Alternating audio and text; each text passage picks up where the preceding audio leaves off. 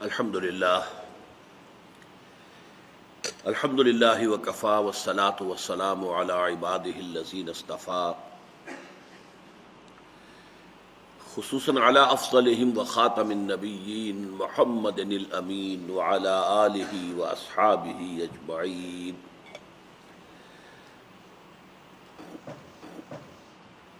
اما بعد فقد قال اللہ تبارک وتعالی کما ورد فی سورۃ التغابن: اعوذ باللہ من الشیطان الرجیم بسم اللہ الرحمن الرحیم فآمنوا باللہ ورسولہ والنور الذی انزلنا واللہ بما تعملون خبیر. یوم یجمعکم لیوم الجمع ذلک یوم التغابن ومن یؤمن باللہ ویعمل صالحا یکفر عنہ سیئاتہ وَيُدْخِلْهُ جَنَّاتٍ تَجْرِي مِن تَحْتِهَا الْأَنْهَارُ خَالِدِينَ فِيهَا أَبَدًا ذَلِكَ الْفَوْزُ الْعَظِيمُ. وَالَّذِينَ كَفَرُوا وَكَذَّبُوا بِآيَاتِنَا أُولَئِكَ أَصْحَابُ النَّارِ خَالِدِينَ فِيهَا وَبِئْسَ الْمَصِيرُ. صدق اللہ العظیم. رب اشرح لی صدری ویسر لی امری واحلل عقدۃ من لسانی یفقہوا قولی. اللہم ربنا الہمنا رشدنا واعذنا من شرور انفسنا. اللہم ارنا الحق حقا وارزقنا اتباعہ وارنا الباطل باطلا وارزقنا اجتنابہ. اللہم وفقنا لما تحب وترضى آمین یا رب العالمین. سورہ تغابن پر اس سے قبل 2 نشستیں ہماری ہو چکی ہیں اور اس کی ابتدائی 7 آیات کا ہم مطالعہ کر چکے ہیں. چند بنیادی باتیں پھر ذہن میں تازہ کر لیں.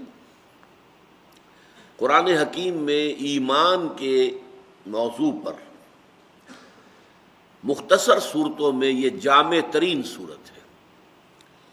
ویسے ایمان جو ہے اصل موضوع ہے مکی صورتوں کا. ظاہر بات ہے کہ حضور نے سب سے پہلے جب اپنی دعوت کا آغاز کیا تو پہلے ایمان کی دعوت دی. عمل کا معاملہ بعد میں آتا تھا. شریعت کا کوئی ذکر جو ہے آپ کو مکی صورتوں میں نہیں ملتا. شاذ کوئی بات ملے گی. شریعت کے احکام نازل ہوئے مدینے میں آ کر، جبکہ ایک مسلمان معاشرہ وجود میں آیا جہاں ان احکام کی تنفیذ ہو سکتی تھی. وہاں مسلمانوں کو طاقت حاصل ہو گئی، غلبہ حاصل ہو گیا، تمکن حاصل ہو گیا. جیسے سورہ حج میں فرمایا گیا کہ الذین ان مکناہم فی الارض اقاموا الصلاۃ وآتوا الزکاۃ وامروا بالمعروف ونہوا عن المنکر. وہ لوگ کہ اگر انہوں نے زمین میں تمکن عطا کرے، غلبہ عطا کرے، تو وہ نماز قائم کریں گے، زکوٰۃ دیں گے، بھلائیوں کا حکم دیں گے، برائیوں سے روکیں گے. تو یہ ایک عام تقسیم جو ہے کہ مکی قرآن کا اصل مضمون ہے ایمان، اور مدنی قرآن کا اصل مضمون ہے شریعت. اس کے علاوہ دوسرا مضمون جو ہے مدنی قرآن کا وہ ہے جہاد فی سبیل اللہ اور قتال فی سبیل اللہ. بہرحال یہ مدنی صورت ہے اور اس میں ایمان کا یوں سمجھیے کہ خلاصہ تمام مباحث کا نہایت جامع صرف 18 آیات میں اللہ تعالیٰ نے مرتب فرما کر ہمارے سامنے رکھ دیا ہے. البتہ ایک بات نوٹ کرنے کی ہے کہ ایمان کے مقابل کی 2 چیزیں ہیں. اینٹونیم متضاد ایمان کا ایک ہے کفر اور ایک ہے ایمان کا متضاد نفاق. کفر ہے کھلم کھلا انکار، اللہ کی بات نہ ماننا، رسول کو نہ ماننا، قرآن کو نہ ماننا، بعث بعد الموت کو نہ ماننا. یہ چیزیں جو ہیں کھلم کھلا ایک شخص کہتا ہے کہ میں ماننے کو تیار نہیں ہوں، وہ کافر ہے. تو ایک تو ایمان کے مقابلے میں کفر آئے گا، مومن کے مقابلے میں کافر. ایک ہے ایمان کے مقابلے میں ایک ایسا کفر جو ڈھکا ہوا ہے، چھپا ہوا ہے، اس کے اوپر اسلام کا پردہ پڑا ہوا ہے، وہ نفاق ہے. دل میں کفر ہے لیکن بظاہر وہ شخص مومن مسلمان ہے، نماز پڑھتا ہے، روزہ رکھتا ہے. تو اصل میں یہاں پر جو موضوع ہے در حقیقت وہ کفر کے مقابلے میں ایمان نہیں بلکہ نفاق کے مقابلے میں ایمان، اس کو واضح کیا گیا. چنانچہ یہی وجہ ہے کہ اس سورہ مبارکہ سے متصلاً قبل جو ہے وہ سورۃ المنافقون ہے، 11 آیات میں وہ بھی انتہائی جامع صورت ہے قرآن مجید کی کہ اگرچہ نفاق اور منافقت کا مضمون جو ہے طویل جو مدنی صورتیں ہیں، سورہ نساء ہے، سورہ توبہ ہے، ان میں آئے ہیں بڑی وضاحت کے ساتھ، لیکن یہ کہ ان کا بھی خلاصہ 11 آیتوں میں سورہ منافقون میں آ گیا ہے، یہ انشاءاللہ ہمارے منتخب نصاب میں شامل ہے، لیکن یہ کہ وہ چوتھے حصے میں جا کر وہ اس کا درس ہوگا۔ تو پہلی بات تو یہ کہ یہ موضوع ہے اس کا ایمان، لیکن ایمان بمقابلہ نفاق۔ پھر یہ کہ اس اعتبار سے یہ بہت ہی نمایاں ہے کہ اس میں ترتیب بڑی سائنٹیفک ہے۔ پہلے رکوع کی 10 آیتیں ہیں، دوسرے رکوع کی 8 آیتیں۔ پہلے رکوع کی 10 آیتوں کو تقسیم کیا گیا، 7 آیتوں میں ایمانیات کا بیان آیا ہے، نیریٹو، اور پھر 3 آیتوں میں زوردار دعوت دی گئی ہے، لاؤ ایمان، مانو ان حقائق کو، یہ حقائق تو ہیں اپنی جگہ پر، تم نہ مانو تب بھی ہے، مانو تب بھی ہے، لیکن تمہاری فلاح، تمہاری کامیابی، تمہاری نجات، تمہاری خیر اس میں ہے کہ مانو۔ اسی طریقے سے پھر جو دوسرا رکوع ہے 8 آیات پر مشتمل ہے، اس میں سے 5 آیات میں ایمان کے ثمرات، نتائج۔ ایمان اگر حقیقتاً موجود ہے تو انسان کا نقطہ نظر کیسے تبدیل ہو جاتا ہے، حوادث کائنات کے بارے میں اس کی رائے کیا بن جاتی ہے، اس کا عمل کس طرز کا ہوتا ہے، وہ اپنے گھر بار میں اہل و عیال کے اندر اس کا کردار کیا ہوتا ہے، دنیا میں اور دنیا کے مال و اسباب، وسائل و ذرائع کے بارے میں اس کا نقطہ نظر کیا ہوتا ہے، اس کی عملی جد و جہد کا رخ کیا ہوتا ہے۔ یہ ہے اصل میں ثمرات ایمان، ایمان کے نتائج۔ جیسے ایک درخت کے اندر پھل لگتا ہے تو ہم کہتے ہیں نا کہ درخت اپنے پھل سے پہچانا جاتا ہے، تو ایمان جو ہے ایک ایسا درخت ہے جس میں پھل لگتے ہیں، بلکہ پھل یہاں 2 طرح کے لگتے ہیں، ایک باطنی پھل ہے جو سامنے سے نظر نہیں آتے، اور ایک ظاہری پھل ہے جو نظر آتے ہیں۔ باطنی پھل وہ ہیں جو انسان کی نفسیات، اس کے نقطہ نظر میں، اس کے انداز فکر کے اندر جو تبدیلی پیدا ہو جاتی ہے ایمان کے نتیجے میں، اور عمل جو ہے وہ ظاہر ہے کہ ایمان کا جو عملی تقاضے آدمی پورا کرے گا وہ ظاہری ہے، وہ سامنے کی بات ہوگی۔ تو 5 آیات میں نیریٹو ہے ثمرات ایمان کے بارے میں، اور پھر 3 آیات میں پھر زوردار انداز میں دعوت ہے کہ اب ان تقاضوں کو پورا کرو، اپنی زندگی میں ان کیفیات کو پیدا کرو۔ تو ہم 7 آیات جو پڑھ چکے تھے جن میں کہ ایمان کی نریشن آئی ہے، اس کا صرف ایک رواں ترجمہ دوبارہ آج میں کر رہا ہوں تاکہ اس کا ایک تسلسل ذہن میں قائم ہو جائے۔ یسبح للہ ما فی السماوات و ما فی الارض، آسمانوں اور زمین میں جو کچھ ہے اللہ کی تسبیح کر رہا ہے۔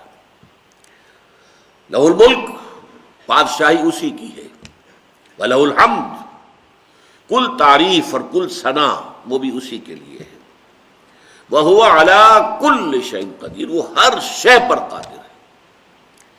هُوَ الَّذِي خَلَقَكُمْ، وہی ہے کہ جس نے تمہیں پیدا کیا، فَمِنْكُمْ كَافِرٌ وَمِنْكُمْ مُؤْمِنٌ، تو تم میں سے بعض کافر ہیں بعض مومن ہیں۔ اب یہاں یہ 2 مفہوم ہو سکتے ہیں، تمام انسانوں سے خطاب ہو رہا ہے کہ تمام انسانوں کو اللہ نے پیدا کیا، هُوَ الَّذِي خَلَقَكُمْ، اسی نے تمہیں پیدا کیا ہے، اور اس کے بعد کچھ کافر ہے کچھ مومن ہے۔ کافر یہاں کھلے معنی میں آ جائے گا، یعنی جو کھلا کافر ہے، لیکن یہاں اگر خطاب کا رخ سمجھا جائے امت مسلمہ کی طرف، تو اے مسلمانوں تم سب کو اللہ نے پیدا کیا، لیکن تم میں سے بعض مومن ہیں حقیقتاً واقعی طور پر، اور بعض منافق ہیں یعنی حقیقت کے اعتبار سے کافر۔ واللہ بما تعملون بصیر، اور جو کچھ تم کر رہے ہو اللہ اسے دیکھ رہا ہے۔ اس میں مضمر ہے ایمان بالآخرہ، اللہ دیکھ رہا ہے، کس لیے دیکھ رہا ہے؟ وہ تماش بین نہیں ہے معاذ اللہ کہ وہ دیکھ رہا ہو، تماشا ہوتا ہے، تماشا میرے شب و روز، تماشا میرے آگے، نہیں، وہ جو کچھ دیکھ رہا ہے اس کے مطابق تمہارے ساتھ معاملہ ہوگا، تمہیں جزائے سزا ملے گی۔ خلق السماوات والارض بالحق، اس نے آسمان اور زمین پیدا کیے حق کے ساتھ، پرپس کے ساتھ، حکمت کے ساتھ، مقصد کے ساتھ۔ وَصَوَّرَكُمْ فَأَحْسَنَ صُوَرَكُمْ، وہ تمہاری نقشہ کشی کی، اور کیا خوبصورت نقشہ کشی کی۔ وَإِلَيْهِ الْمَصِيرُ، اور اسی کی طرف لوٹنا ہے۔ پھر یہاں پر آخرت کا تذکرہ آ گیا یہ آخرت کا تذکرہ جو ہے اللہ تعالیٰ کے ذات و صفات کے تذکرے میں گندھا ہوا ہے، گویا کہ ساتھ ہی اس کے اندر جڑا ہوا ہے۔ یعلم ما فی السماوات والارض ویعلم ما تسرون وما تعلنون واللہ علیم بذات الصدور۔ میں نے عرض کیا تھا کہ اللہ تعالیٰ کی صفت علم پر یہ سب سے زیادہ جامع اور گمبھیر آیت ہے پورے قرآن مجید میں۔ 3 ڈائمنشنز آئی ہیں اس میں اللہ تعالیٰ کے علم کی۔ وہ جانتا ہے جو کچھ آسمانوں میں ہے اور زمین میں ہے، اور وہ جانتا ہے جو تم ظاہر کرتے ہو اور جو تم چھپاتے ہو، اور وہ تو اس کو بھی جانتا ہے جو تمہارے سینوں کے اندر ہے، جس سے تم خود بھی واقف نہیں ہو۔ تمہارا سب کانشس مائنڈ، تمہارے تحت شعور میں جو کچھ چیزیں ہیں اللہ اس سے بھی واقف ہے۔ اب یہ 4 آیتیں ہوئیں ذات و صفات باری تعالیٰ پر، لیکن اس کے اندر جیسا کہ میں نے کہا ساتھ کے ساتھ ہی ایمان بالآخرہ بھی گناہ ہوا ہے۔ 2 آیتوں میں ایمان بالرسالت کے ضمن میں سب سے بڑی گمراہی جو انسانوں کو لاحق ہوئی کہ جب رسول آئے، چونکہ وہ انسان تھے لہذا ان کی بشریت کو بنیاد بنایا گیا ان کی نبوت اور رسالت کے انکار کی۔ یہ تو ہم جیسے انسان ہیں، کھانا کھاتے ہیں، بازاروں میں چلتے ہیں، یہ رسول کیسے ہو سکتے؟ اللہ نے رسول بھیجنا تھا تو کوئی فرشتہ بھیجتا جو آسمان سے اڑتا ہوا نیچے آتا نظر آتا۔ لیکن یہی گمراہی بعد میں ظاہر ہوئی ان رسولوں کی امتوں کے اندر، جنہوں نے انہیں رسول مانا، انہوں نے کہا وہ بشر کیسے ہو سکتے، وہ تو رسول تھے۔ یہ گویا کہ وہ شرک کی شکل پیدا ہوئی جو کہ امتوں کے اندر پیدا ہوئی، جس کی بدترین صورت یہ ہے کہ حضرت مسیح علیہ السلام کو خدا کا بیٹا قرار دے دیا گیا۔ ایسے ہمارے ہاں بھی نعتوں کے اندر جو غلو ہوتا ہے شان رسالت کے ضمن میں بیان کرتے ہوئے، جب آسمان اور زمین کے قلابے ملائے جاتے ہیں تو بات وہیں پہنچ جاتی ہے، اور بشریت کا انکار کرنے والے ہمارے ہاں ہیں۔ وہ تو صرف نور تھے، بشر نہیں تھے، معاذ اللہ۔ میں اس بارے میں تفصیل سے عرض کر چکا ہوں۔ اس غلطی کو ان 2 آیتوں میں بیان کیا۔ الم یاتکم نبأ الذین کفروا من قبل، کیا تمہارے پاس خبریں نہیں آ چکی ہیں ان لوگوں کی جنہوں نے پہلے کفر کیا؟ اب چونکہ پورا مکی قرآن جو ہے وہ پس منظر میں ہے، اب اس میں جو ہے کتنی صورتوں میں تذکرہ موجود ہے، قوم نوح کا، قوم ہود کا، قوم صالح کا، قوم ابراہیم کا، قوم لوط کا، قوم شعیب کا، آل فرعون کا، یہ سارا ذکر موجود ہے بار بار بار بار بار بار۔ تو اس کا حوالہ ہے الم یاتکم نبأ الذین کفروا من قبل، جن لوگوں نے پہلے کفر کیا، رسولوں کی بات کو ماننے سے انکار کیا، ان کی خبریں تم تک پہنچ نہیں چکی۔ فذاقوا وبال امرہم، تو انہوں نے اپنے کیے کا مزہ چکھ لیا، قومیں ہلاک کر دی گئی۔ لیکن یہ تو اصل میں صرف ایک ادنا سا عذاب تھا۔ وَلَهُمْ عَذَابٌ عَلِيمٌ، اصل میں جو دردناک عذاب ہے، سخت ترین عذاب ہے، وہ تو ان کا منتظر ہے، وہ اخروی عذاب ہے۔ ذَلِكَ بِأَنَّهُ كَانَتْ تَأْتِيهِمْ رُسُلُهُم بِالْبَيِّنَاتِ، اور یہ اس لیے ہوا کہ ان کے پاس ان کے رسول آتے رہے واضح تعلیمات کے ساتھ، کھلے معجزات کے ساتھ۔ فَقَالُوا أَبَشَرٌ يَهْدُونَنَا، تو ان کا کیا بشر ہمیں ہدایت دیں گے؟ کیسے ہو سکتا ہے، یہ تو بشر ہیں، یہ کیسے نبی یا رسول ہو سکتے ہیں؟ فَكَفَرُوا، تو اسی بنیاد پر انہوں نے کفر کیا، وَتَوَلَّوْا، اور پیٹھ موڑ لی۔ وَاسْتَغْنَى اللَّهُ، اللہ تعالیٰ نے اپنے شان استغنا کا مظاہرہ فرمایا۔ وَاللَّهُ غَنِيٌّ حَمِيدٌ، اور اللہ تعالیٰ غنی ہے اور حمید ہے۔ اب ایک آیت میں جیسا کہ میں نے عرض کیا، اگرچہ پہلی 4 آیتوں میں 2 مرتبہ ایمان بالآخرت کا استدلالی انداز میں ذکر ہو چکا ہے، لیکن یہاں پر اب آیا ہے اذعانی اور خطابی انداز میں۔ زعم الذین کفروا ان لن یبعثوا، یہ گمان ہو گیا ہے، بے بنیاد گمان، زعم ہو گیا ان کافروں کو کہ انہیں اٹھایا نہیں جائے گا، بعث بعد الموت سے انکار کر رہے ہیں، مرنے کے بعد دوبارہ اٹھنے کا کوئی سوال نہیں۔ زعم الذین کفروا ان لن یبعثوا قل بلا وربی لتبعثن ثم لتنبؤن بما عملتم، اے نبی کہہ دیجئے کیوں نہیں، یقیناً اور مجھے میرے رب کی قسم ہے تم لازماً اٹھائے جاؤ گے۔ بعث بعد الموت ایک حقیقت ہے، واقعہ ہے، ہو کر رہے گا، اور پھر تمہیں جتلا دیا جائے گا جو کچھ کہ تم کرتے رہے تھے۔ وَذَلِكَ عَلَى اللَّهِ يَسِيرٌ، اور یہ اللہ پر بہت آسان ہے۔ تمہیں اگر یہ بہت مشکل نظر آ رہا ہے تو اس کی وجہ کیا ہے کہ اللہ علی کل شیء قدیر پر تمہارا ایمان پختہ نہیں۔ جب ایمان یہ ہو جائے کہ اللہ ہر شے پر قادر ہے، پہلی آیت ہی میں جو بات آئی تھی واللہ علی کل شیء قدیر، تو ظاہر بات ہے اس کی قدرت سے کیسے بعید ہو جائے گا کہ انسانوں کو دوبارہ زندہ کرے۔ اس کے لیے دلائل بڑے آئے ہیں، سورہ تغابن کے بعد سورہ قیامہ ہم پڑھیں گے جس میں دلیل دی گئی ہے کہ تم ذرا سوچو، تمہاری ایک گندے پانی کے بوند سے تمہاری تخلیق ہوئی، یہ تو تم جانتے ہو نا، کیا تھے تم؟ الم یکن نطفۃ من منی یمنی ثم کان علقۃ خلق فسوی فجعل منہ الزوجین الذکر والانثی، وہ خالق جس نے گندے پانی کی ایک بوند سے انسان بنا کر کھڑا کر دیا، کیسے کیسے انسان پیدا کر دیے۔ آئنسٹائن بھی وہیں سے بنا ہے، اور وہ بڑے سے بڑے فلسفی، بڑا سے بڑا جو ہے وہ سقراط ہو اور وہ افلاطون ہو یا ارسطو، کہاں سے آئے تھے؟ اسی پانی میں سے۔ اس کی خلاقی کا یہ عالم، الیس ذالک بقادر علی یحیی الموتى، کیا وہ ہستی اس بات پر قادر نہیں ہوگی کہ مردہ کو زندہ کر دے؟ پھر ایک دلیل قرآن یہ بھی دیتا ہے کہ سوچو، کسی شے کو پہلی مرتبہ پیدا کرنا آسان ہے یا دوسری مرتبہ پیدا کرنا؟ بڑی فطری سی بات ہے، کسی بھی کام کو پہلی مرتبہ کرنا مشکل ہے۔ جب ایک دفعہ آپ نے کر لیا تو اب دوبارہ اس کام کا کرنا تو آسان ہے۔ تو جب تمہارے سامنے وَلَقَدْ عَلِمْتُمُ النَّشْأَةَ الْأُولَىٰ، پہلی مرتبہ کی تمہاری پیدائش تمہارے علم میں ہے، فَلَوْلَا تَذَكَّرُونَ، سورہ واقعہ میں فرمایا تو کیوں نہیں سبق حاصل کر دے کہ دوسری مرتبہ پیدا کرنا تو اللہ تعالیٰ پر اہون ہے، زیادہ آسان ہے، زیادہ ہلکا ہے۔ بہرحال یہ 7 آیات تھی جو ہم پہلے پڑھ چکے ہیں، اور ان میں وہ ایمانیات کی، ایمان باللہ یا توحید، اللہ تعالیٰ کی صفات کمال کے ساتھ، ایمان بالرسالت، ایمان بالآخرہ، بعث بعد الموت۔ اب فرمایا فآمنوا باللہ ورسولہ والنور الذی انزلنا، یہاں یہ جو کلمہ فا آیا ہے، فآمن، بس ایمان لاؤ، یعنی یہ تو حقائق ہے۔ اللہ اپنی جگہ ایک زندہ جاوید حقیقت ہے، کوئی مانے نہ مانے یہ اس کا اپنا معاملہ ہے، مانے گا اپنے بھلے کو، نہیں مانے گا تو اپنا نقصان کرے۔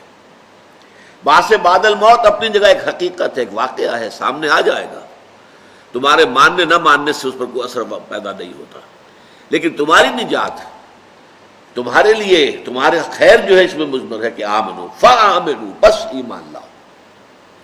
اور ایمان کے لفظی معنی ہم اس سے پہلے بیان کر چکے ہیں کہ تصدیق کرنا، ویسے تو یہ کہ کسی کو امن دینا، لیکن یہ کہ جب کوئی شخص کوئی دعویٰ کرے آپ مان لیں اس کے دعوے کو، تو گویا کہ آپ نے امن دیا اسے۔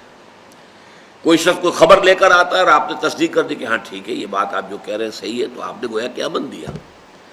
اگر آپ اس کے دعوے کا انکار کریں گے یا کہیں گے خبر جھوٹی ہے، تو گویا کہ کنٹروورسی شروع ہو جائے گی۔ وہ کنٹروورسی جو ہے وہ بڑے کنفلکٹ کی شکل میں بھی ہو سکتی ہے، لہذا امن سے بنا ہے ایمان۔ فآمنوا باللہ، تصدیق کرو اللہ کی، مانو اللہ، ورسولہ، اور اس کے رسول پر ایمان لاؤ، مانو اس کے رسول کو، تصدیق کرو اس کے رسول کی صلی اللہ علیہ وسلم۔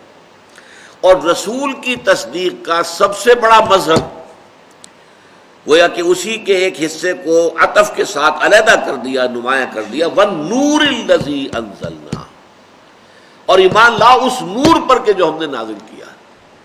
اس نور سے کیا مراد ہے؟ نور ہدایت، قرآن حکیم۔ در حقیقت ایمان بالرسالت کا سب سے بڑا مظہر یہ ہے کہ ہمیں یہ یقین ہو کہ یہ قرآن اللہ کا کلام ہے جو محمد عربی صلی اللہ علیہ وسلم پر نازل ہوا۔ یہ ایمان بالرسالت کا سب سے بڑا مظہر، اہم ترین مظہر۔ اور اس کی سب سے بڑی صفت یہ کہ یہ نور ہے۔ نور سے اصل میں مراد کیا ہے؟ پہلے ہم پڑھ چکے ہیں آیات نور، سورہ نور کی، اللہ نور السماوات والارض، اور یہدی اللہ لنورہ من یشاء، اللہ جسے چاہتا ہے اپنے نور کی طرف رہنمائی فرما دیتا ہے۔ یہاں اب قرآن کو نور کہا جاتا ہے، وَالنُّورِ الَّذِي أَنزَلْنَا، انزلنا ہے نازل کیا، ظاہر بات ہے کہ اس سے معین ہو گیا کہ مراد قرآن۔ نور اصل میں ذریعہ ظہور بنتا ہے، واسطہ ظہور۔ یہ روشنی اس وقت ہے تو میں آپ کو دیکھ رہا ہوں، آپ مجھے دیکھ رہے ہیں۔ روشنی نہیں ہوگی، گھپ اندھیرا ہو جائے گا، نہ میں آپ کو دیکھ سکوں گا نہ آپ مجھے دیکھ سکیں گے۔ میں بھی یہیں موجود ہوں گا، آپ بھی یہیں موجود ہوں گے، لیکن نہ میں آپ کو دیکھ سکوں گا نہ آپ مجھے دیکھ سکیں گے۔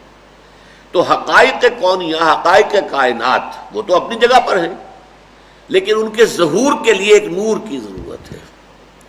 تو جیسے ایک مادی نور ہے، یہ مادی نور ہے، میٹیریل لائٹ، سورج کی روشنی مادی ہے، یہ عالم خلق سے متعلق ہے، ایسے ایک باطنی نور ہے، ایک نہایت سٹل قسم کا نور ہے، نہایت لطیف نور ہے، وہ ہے جو باطنی بصیرت عطا کرتا ہے، جو اشیاء کی حقیقت کھولتا ہے۔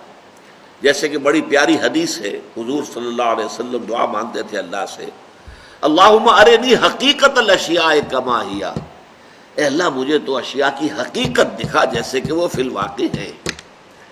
ظاہری شے تو سب کو نظر آ رہی ہے، کار آ رہی ہے، ایک انسان نے بھی دیکھ لیا، کتے نے بھی دیکھ لیا، انسان نے بھی اپنے آپ کو بچایا، کتے نے بھی اپنے آپ کو بچا لیا، کیا فرق ہوا؟ یہ حیوانی دیکھنا تو ہے اپنی جگہ پر، اس کی اہمیت ہے، لیکن ایک انسانی دیکھنا، بڑا پیارا فارسی میں اس کا انداز ہے، دیدن دیگر آموز شنیدن دیگر آموز۔ دیکھو ایک دیدن اور شنیدن وہ ہے جس سے تم واقف ہو، دیکھنا ان آنکھوں سے، سننا ان کانوں سے، دیدن دیگر ایک اور سننا بھی ہے، دل کے کانوں سے سننا، اور ایک اور دیکھنا بھی ہے، دل کی آنکھوں سے دیکھنا۔ تو دیدن دیگر آموز شنیدن دیگر آموز، تو ایک یہ شنیدن اور دیدن جو ہے یہ ظاہری ہے، یہ حیوانی ہے، یہ جسمانی ہے، یہ مادی ہے، اور ایک ہے کہ جو لطیف ایمانی حقائق ہیں، جو روحانی دیدن ہے اور روحانی شنیدن ہے۔ تو فرمایا فآمنوا باللہ ورسولہ والنور الذی انزلنا۔ یہ سورہ مبارکہ جو ہے میں نے آپ کو بتایا تھا، یہ جو 10 صورتوں کا ایک مجموعہ یہاں پر ہے قرآن مجید میں، سورہ حدید سے شروع ہو کر سورہ تحریم تک، اور ان میں 5 ہیں مسبحات۔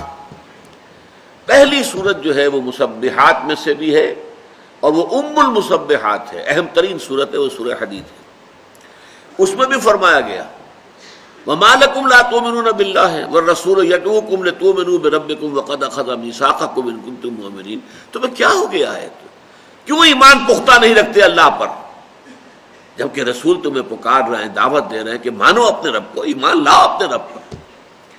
اب اگر کوئی شخص واقعی اپنے گریبان میں جھانکے، دل کی گہرائیوں کے اندر دیکھے اور محسوس کرے کہ واقعی ایمان تو نہیں ہے، اقرار باللسان تو ہے لیکن وہ یقین والا ایمان تو نہیں، اندر تو کچھ خلاصہ ہے، خالصہ ہے، تو اس کے لیے راستہ بتا دیا۔ هو الذی انزل علی عبدہ آیات بینات، هو الذی ينزل علی عبدہ آیات بینات لیخرجکم من الظلمات الی النور۔ وہی ہے کہ جس نے اپنے بندے پر آیات بینات نازل فرمائی ہیں تاکہ وہ نکالے تمہیں اندھیروں سے نور کی طرف، یہدی اللہ لنورہ من یشاء۔ تو اللہ کے نور کی طرف رہنمائی کرنے والی یہ آیات ہیں جو در حقیقت خود فی نفسہ النور۔ سورہ شورى میں بہت پیاری آیت آئی ہے، لاسٹ بٹ 1 آیت ہے اس کی، شروع میں تو فرمایا گیا ہے، 7ویں نمبر کی آیت ہے، وَكَذَلِكَ أَوْحَيْنَا إِلَيْكَ قُرْآنًا عَرَبِيًّا لِتُنذِرَ أُمَّ الْقُرَىٰ وَمَنْ حَوْلَهَا۔ اے نبی اسی طرح ہم نے آپ پر وحی کیا ہے یہ عربی قرآن، تاکہ آپ ام القریٰ، مکہ مکرمہ، بستیوں کی ماں، بڑی مرکزی بستی اور اس کے آس پاس کے لوگوں کو خبردار کر دیں۔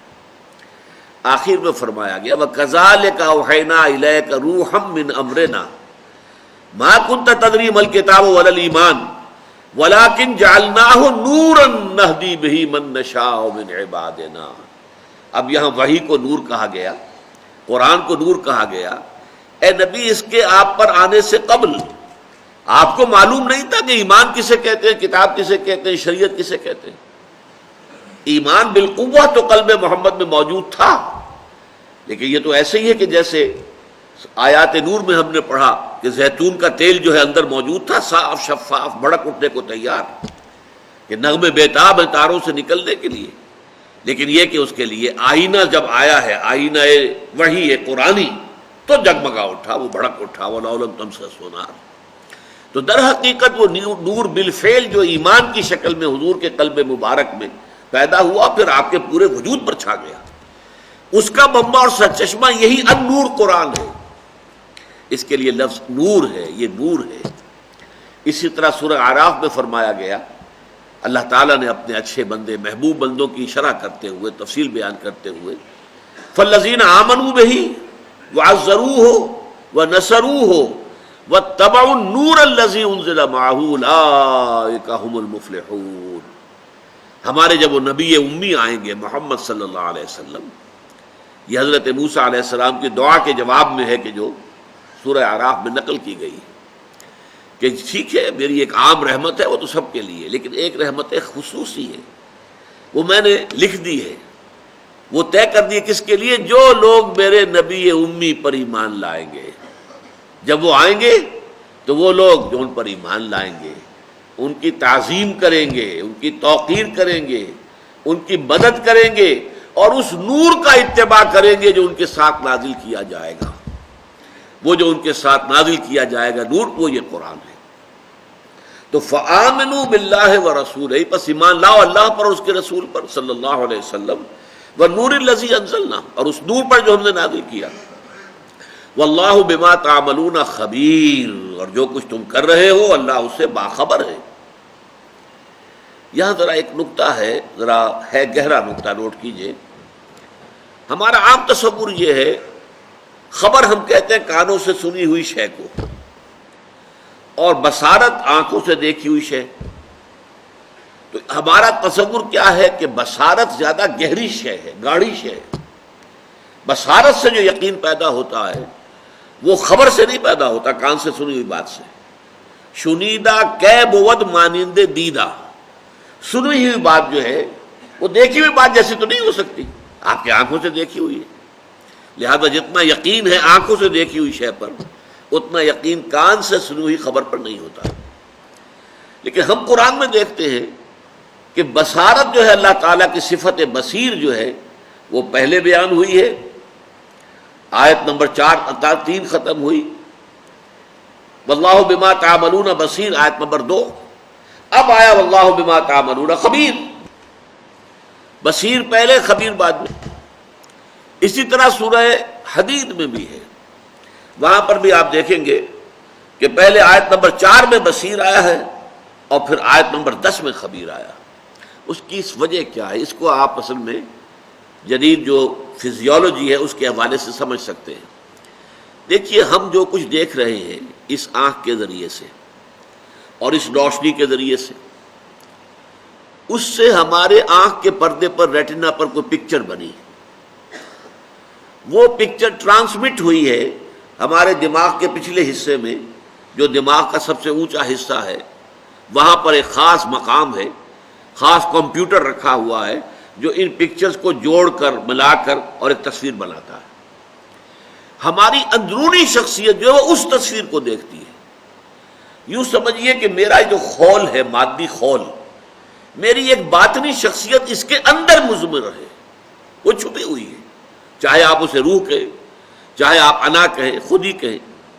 وہ جو میری اندر کی باطنی شخصیت ہے وہ در حقیقت آنکھ سے آنے والے پردے پہ اوپر پڑنے والے جو بھی عکس ہیں جو ٹرانسمٹ ہوئے پھر دماغ کو، اور دماغ میں انہیں انٹرپریٹ کر کے انہیں جوڑ کر ان کے حصوں کو اور پھر ایک پکچر بنائی گئی. اس پکچر کو دیکھا ہے میری اندرونی شخصیت.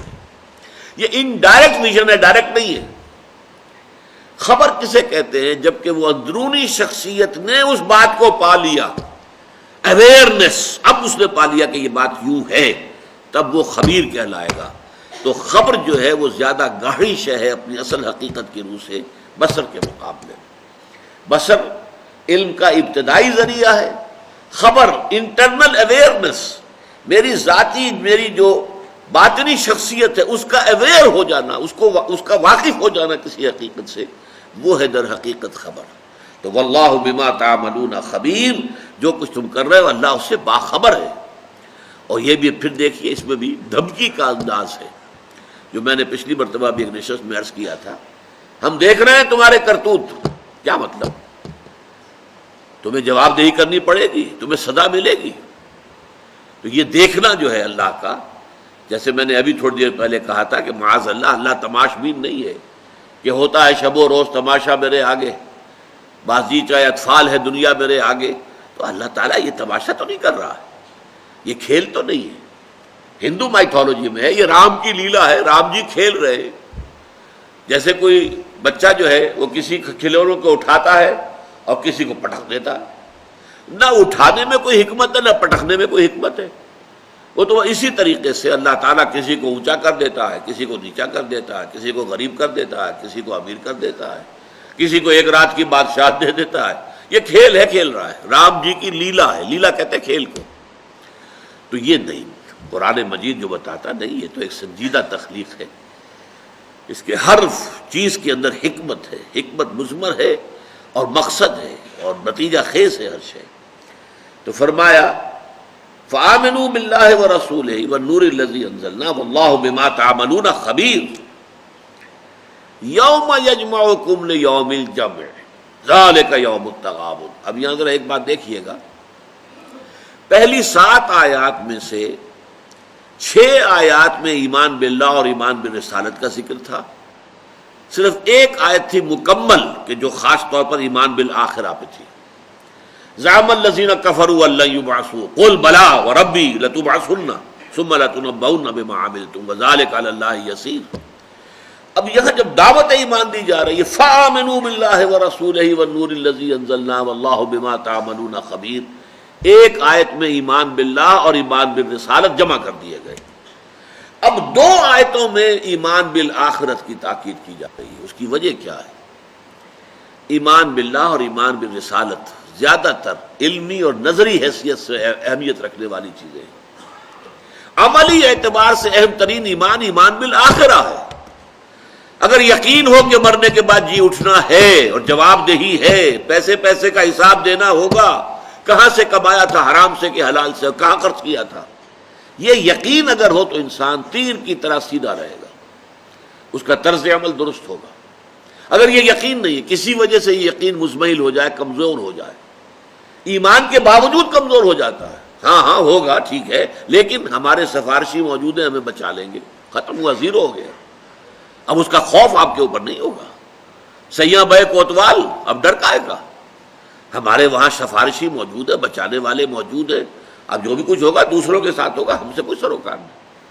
لن تمسنا النار الا ایام معدودات، ہمیں تو آگ چھو ہی نہیں سکتی مگر گنتی کے چند دن۔ جن کے یہ دل میں خیال بیٹھ گیا، اب انہیں تو آخرت کا کوئی خوف نہیں ہوگا، پھر عمل پر کوئی اثر نہیں ہوگا۔ یہاں اسی لیے آپ دیکھیے کہ 2 آیتیں آ رہی ہیں کہ جو ایمان بالآخرہ پر،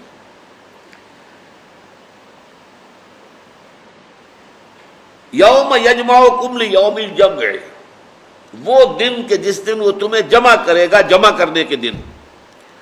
یہ قیامت کا دن جو ہے وہ جمع ہونے کا دن ہے، پوری نوع انسانی بیک وقت جمع ہوگی۔ یا اس وقت جمع تھی ارواح کی شکل میں جب پہلی مرتبہ پیدا کیے گئے، کما خلقناکم اول مرہ، عالم ارواح میں جب ہماری ارواح پیدا کی گئی، تمام ارواح بیک وقت موجود تھی اللہ کے سامنے، جبکہ اس نے سوال کیا الست بربکم قالوا بلی۔ اب دوبارہ پھر اس وقت پورے انسان جمع ہوں گے قیامت کے دن، تمام نوع انسانی، آدم سے لے کر نسل آدم کا آخری انسان جو دنیا میں رہا ہوگا قیامت تک، وہ سب کے سب موجود ہوں گے۔ تو یوم الجمع، یوم یجمعکم لیوم الجمع ذالک یوم التغابن، وہ ہے تغابن کا دن۔ تغابن کے معنی کیا ہے؟ ہار اور جیت کے فیصلے کا دن۔ کون ہارا کون جیتا؟ اس لفظ کو ذرا گہرائی میں سمجھ لیجئے۔ غبنا غبنن کہتے ہیں مال میں ایک دوسرے کو خسارہ دینے کی کوشش۔ اب دیکھیے خرید و فروخت بھی جب ہو رہی ہے تو دکاندار کوشش کرتا ہے آپ سے زیادہ قیمت وصول کرنے کی، اور آپ کوشش کرتے ہیں کم سے کم قیمت دینے کی۔ یہ ایک ٹسل ہے خریدار کے درمیان اور بیچنے والے کے درمیان، دونوں ایک دوسرے کو خسارہ دینے کی کوشش کر رہے ہیں۔ یہی معاملہ جو ہے پھر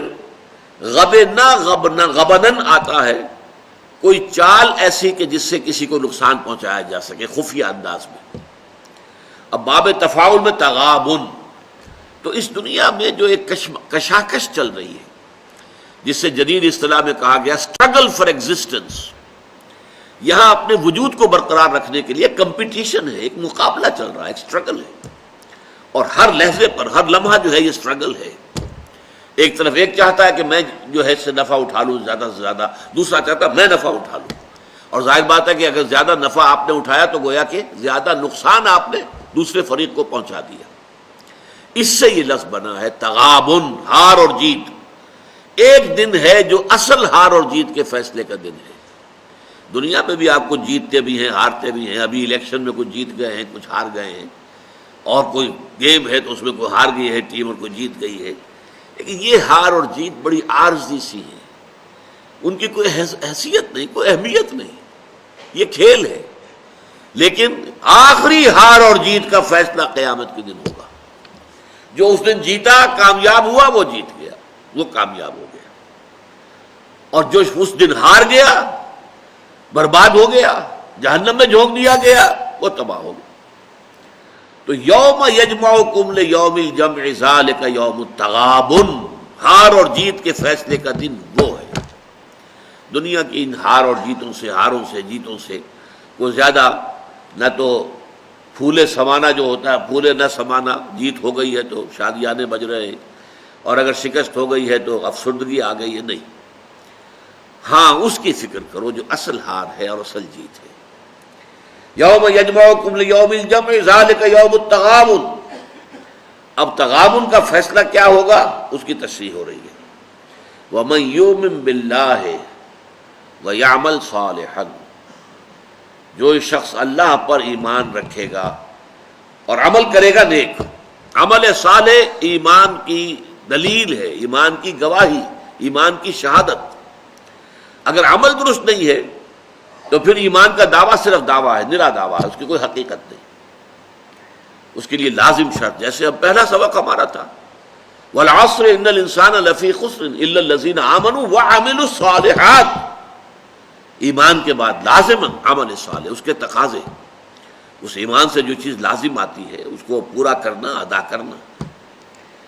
ومن یعمل باللہ ومن یؤمن باللہ ویعمل صالحا یکفر عنہ سیئاتہ، اللہ تعالیٰ دور کر دے گا اس سے اس کی برائیوں کو. اس کے دو معنی ہیں. تکفیر، کفارہ. کفارہ کا لفظ تو ہم جانتے ہیں نا، کفارہ ایک گناہ ہو گیا اس کا کفارہ دے رہے ہیں. قسم کھا لی تھی، قسم توڑ رہے ہیں تو کفارہ دے رہے ہیں. وہ گویا کہ کسی ایک بری شے کے ڈھانپنے والی چیز ہے، اس کے اثرات کو زائل کرنے والی شے ہے. تو یہاں پر فرمایا یکفر عنہ سیئاتہ، اللہ تعالیٰ اس سے اس کی برائیوں کو دور کر دے گا، دھو دے گا. اس کے دونوں مفہوم، یہ اس سے پہلے سورہ آل عمران کے آخری رکوع میں بھی بات آ چکی ہے، پھر دوبارہ تازہ کر دیجئے. ایک تو یہ کہ دامن پر جو داغ اور دھبے دامن کردار پر ہیں. ظاہر بات ہے کہ ایک شخص کی زندگی گزری ہے پہلے، اور یا تو وہ بے شعوری طور پر مسلمان تھا، ابھی شعوری ایمان اسے حاصل ہی نہیں ہوا تھا، دلی یقین والا ایمان اسے میسر آیا ہی نہیں تھا، یا یہ کہ وہ تھا ہی کافر اور اب وہ ایمان لا رہا ہے. تو اس کی سابقہ زندگی سے اس کی عادات و اطوار کے اندر جو برائیاں شامل ہو گئی ہیں، بری عادتیں ہیں، برے اطوار ہیں، ان سے اللہ تعالیٰ اس کی سیرت کو پاک کر دے گا، صاف کر دے گا، وہ برائیاں دھو دے گا. جیسے پت جھڑ میں درختوں کے پتے جو ہے جھڑ جاتے ہیں، اسی طرح ایمان جب آتا ہے حقیقی معنی میں دل میں، تو پھر انسان کی سیرت و کردار کے اندر اگر کوئی بری چیزیں ہیں تو وہ پت جھڑ کے خزاں کے پتوں کی طرح جھڑ جاتے ہیں. تکفیر ایک یہ ہوئی کہ سیرت و کردار میں سے بری عادات و اطوار کو دھو دینا، صاف کر دینا. اور دوسری تکفیر کیا ہے کہ اب تک جو نامہ اعمال کے دھبے ہیں، اب تک جو بھی کچھ آپ کا نامہ اعمال اللہ تعالیٰ کے ہاں موجود ہے، اس میں جو سیاہیاں ہیں، جو سیاہ کاریاں ہیں، جو غلط کام ہیں، جو برے کام ہیں، جو لوگوں پہ ظلم کیے ہیں، جو کچھ کیا ہے، اللہ تعالیٰ اس کو بھی دھو دے گا، تاکہ آپ کا وہ ریکارڈ جو ہے اعمال نامہ وہ بھی صاف ہو جائے. اس لیے کہ کفر سے اسلام میں آنا تمام گناہوں کو صاف کر دیتا. تو یکفر عنہ سیئاتہ ومن یؤمن باللہ ویعمل صالحا یکفر عنہ سیئاتہ ویدخلہ جنات تجری من تحتہا الانہار، اور داخل کرے گا انہیں ان باغات میں کہ جن کے دامن میں ندیاں بہتی ہوں گی. یہ میں نے پہلے بھی بیان کیا ہے، یہ ایک نیچرل گارڈن کا تصور ہے کہ جو خاص طور پر پہاڑی علاقوں میں ہوتا ہے. ادھر بھی اونچائی ہے، پہاڑی ہے، ادھر بھی اونچائی ہے، نیچے وادی میں کوئی دریا بہہ رہا ہے، دریا سواں بہہ رہا ہے، یا دریائے سرن بہہ رہا ہے یا اور اس طرح کے دریا آپ کو چھوٹے چھوٹے چھوٹے چھوٹے ندی نالے سے، اب ان سے جو ہے پانی دونوں طرف جذب ہو رہا ہے، اور وہاں پلانٹیشن ہے، وہاں درخت ہے، تو گویا کہ دامن میں، جیسے اقبال کا وہ شعر ہے، دامن میں کوہ کے ایک چھوٹا سا جھونپڑا ہو، تو ایک وہ باغ ہوتا ہے کہ جس کے دامن میں ندی بہہ رہی ہے، اوپر پلانٹیشن ہے، درخت ہیں، پھلدار ہیں، اور ایک نیچے جو ہے اس کے دامن کے اندر ندی بہہ رہی ہے، تحت الانہار خالدین فیہا ابدا، وہ رہیں گے اس میں ہمیشہ ہمیشہ ہمیشہ ہمیشہ۔ اب نوٹ کیجئے، پہلے تو خلود کے معنی بھی ہمیشہ کے ہیں، خلود ہمیشہ رہنا، خلود فی النار، خلود فی الجنہ، جنت میں ہمیشہ رہنا اور دوزخ میں ہمیشہ رہنا، لیکن یہ کہ اس میں تاکید کے لیے اضافہ کیا گیا، خالدین فیہا ابدا، وہ رہیں گے اس میں ہمیشہ ہمیشہ ہمیشہ ہمیشہ۔ ذالک الفوز العظیم، یہ ہے بڑی کامیابی۔ دنیا میں چھوٹی چھوٹی کامیابیاں ہوتی ہیں، کوئی میچ آپ جیت گئے، کوئی الیکشن جیت گئے، کوئی اور معاملہ ہو گیا، کسی سودے میں بہت نفع ہو گیا، وہ بے شمار چیزیں ہوتی ہیں، لیکن اصل میں وہ نہیں ہے کامیابی، تو عارضی سی چیزیں ہیں۔ اصل کامیابی وہ ہے جو اس دن من یکفر عنہ سیئاتہ ویدخلہ جنات تجری من تحتہا الانہار خالدین فیہا ابدا، جس کا یہ مقدر بنا، جس کا انجام یہ ہوا، ذالک الفوز العظیم، وہ ہے بہت بڑی کامیابی۔ والذین کفروا وکذبوا بآیاتنا، اور وہ لوگ جنہوں نے کفر کیا اور ہماری آیات کو جھٹلایا، یہ بھی دو الفاظ قرآن مجید میں آتے ہیں، ان کا مفہوم کیا ہے؟ ایک تو فطرت کے اندر جو ایمان کی شہادت موجود ہے اسے دبانا، ظاہر نہ کرنا، یہ کفر ہے۔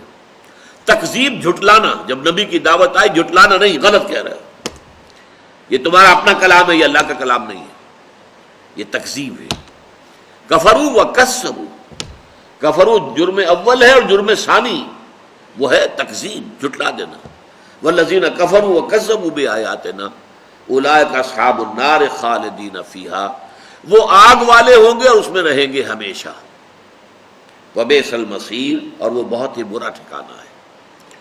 اب یہاں سائملٹینیس کنٹراسٹ کے اعتبار سے دیکھیں گے تو ایک بات سامنے آئے گی کہ جنت کے لیے خلود پر اضافہ ابدا کا کیا گیا، خالدین فیہا ابدا۔ دوزخ کے لیے صرف خلود کا لفظ آیا، ابدا نہیں آیا۔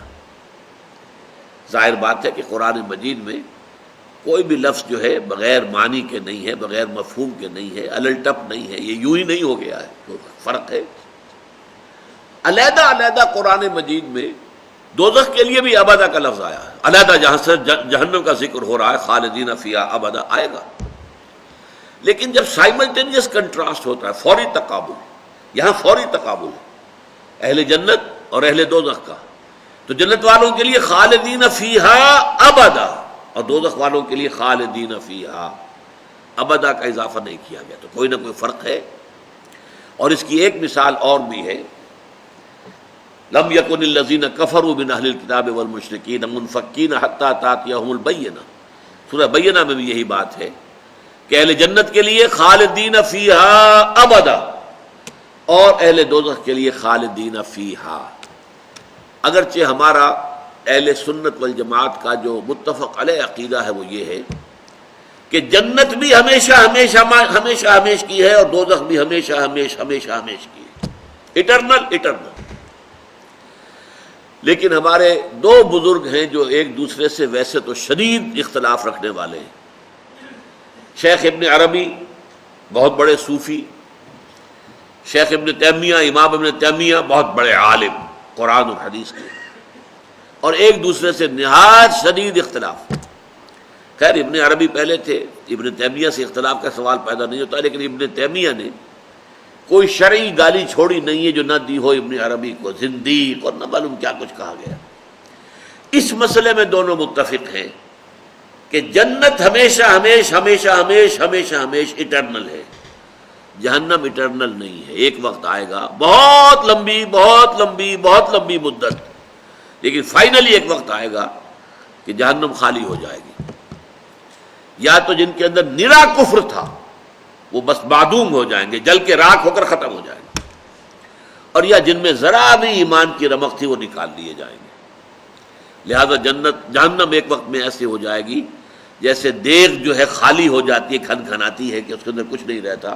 یہ کیفیت اور یہ رائے جو ہے اگرچہ اہل سنت کی متفق علیہ رائے کے خلاف ہے، یہ میں نے واضح کر دیا آپ کو، لیکن یہ کہ ابن تیمیہ رحمۃ اللہ علیہ اور شیخ ابن عربی یہ دونوں جو باقی ہر اعتبار سے متضاد شخصیتیں ہیں اس موضوع پر متفق ہیں۔ اقول قولی ھذا واستغفر اللہ لی ولکم ولسائر المسلمین والمسلمات۔